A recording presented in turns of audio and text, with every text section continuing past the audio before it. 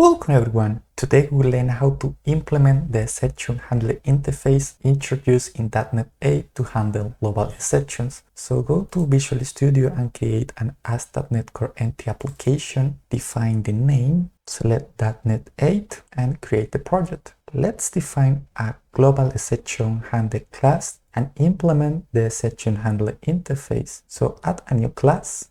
Implement the IExceptionHandler interface, add the reference to the namespace, and implement the single method which contains the logic to handle the exception. So this method will return a Boolean value. So if the value is true, we will handle the exception and we will not continue the pipeline execution. So add a simple logic to this try handle async method, log the exception message, so inject the iLogger interface. I'm using primary constructors, which is a feature introduced in C# 12 called logger, then log an error, define a message and add a parameter which will be the message of the exception. Then we will use a problem details object to show detailed information about the exception to the user. So add a new property called problem details, add a reference to the class, define a couple of parameters, the title, the detail, which will be the message of the section, the status. Let's add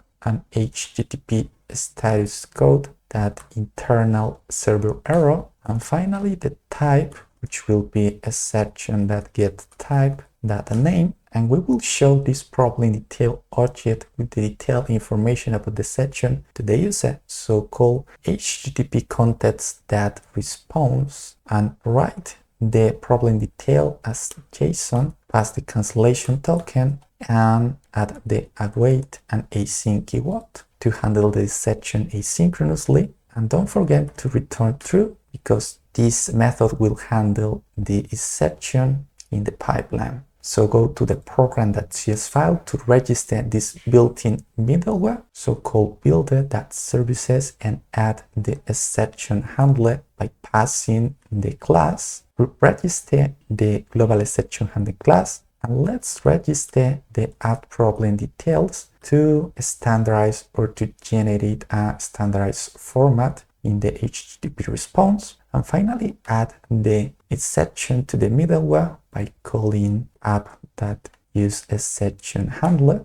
In .NET 8 we don't need to create a custom exception middleware because we already have a built-in middleware. Now test the exception handler globally in this default endpoint, which is the unique minimal API endpoint. Let's throw a new not implemented exception in this endpoint to test the execution of the try handle async method in the global exception handler. So run the project and test the execution. So we throw in a not implemented exception, click continue. We invoke the single method from the global exception handler. We log the error into the console. We have two error messages. The first one is auto-generated for the exception handler middleware. The second one is the error that we added in the single method. Finally, create a problem details object and we will show this detailed information in the response. We'll return true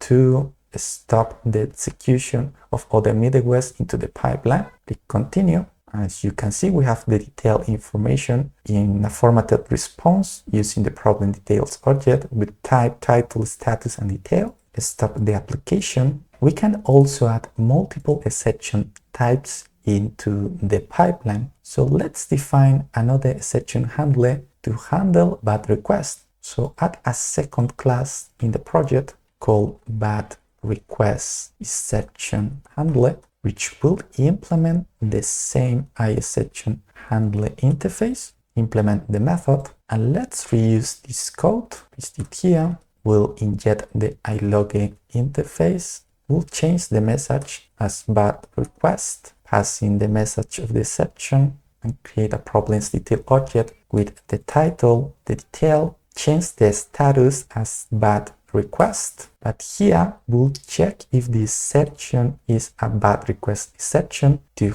handle the particular exception in this handler. If exception is a bad HTTP request exception, we will return true to indicate that this handler will stop the execution of the pipeline, and we will handle the bad request HTTP exception in this method. So add the async keyword in the method. Otherwise, we'll return false, because if the exception is different from a bad request exception, we will continue the normal execution of the pipeline and also call HTTP context that response, change the status code as a bad request status code. Finally, write the response, passing the problem's details object, and return true to handle the exception in this bad request exception handler. Let's register this exception handler into the program.cs file. We will change the exception types. So at the second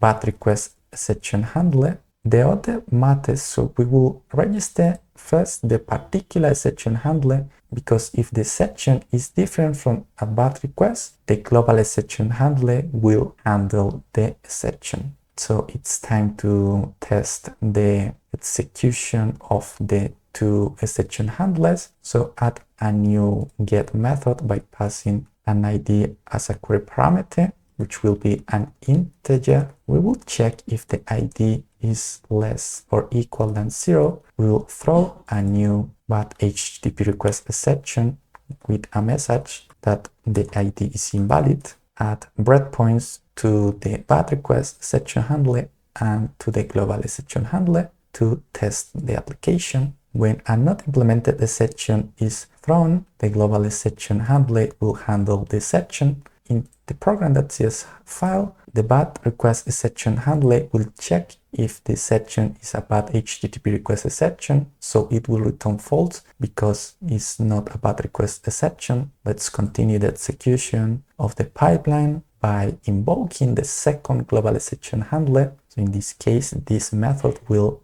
handle the exception, create a problems details object, and output the response. So you can see now call the second endpoint, which is with ID as a query parameter, type -1, and it will throw a new bad HTTP request exception. Click continue. So we'll check if this exception is of this type effectively. So we'll log the error in the console. You can see we have the first two error messages from the global exception handler and the two remaining errors that corresponds to the bad HTTP request exception handler. It will create the problems details object, change the status code of the HTTP response, and output the standardized format, but it will be handled by a different exception type with the type, title, status, and detail. So in this demo, we learned how to implement the exception handler introduced in .NET 8 to handle global exceptions.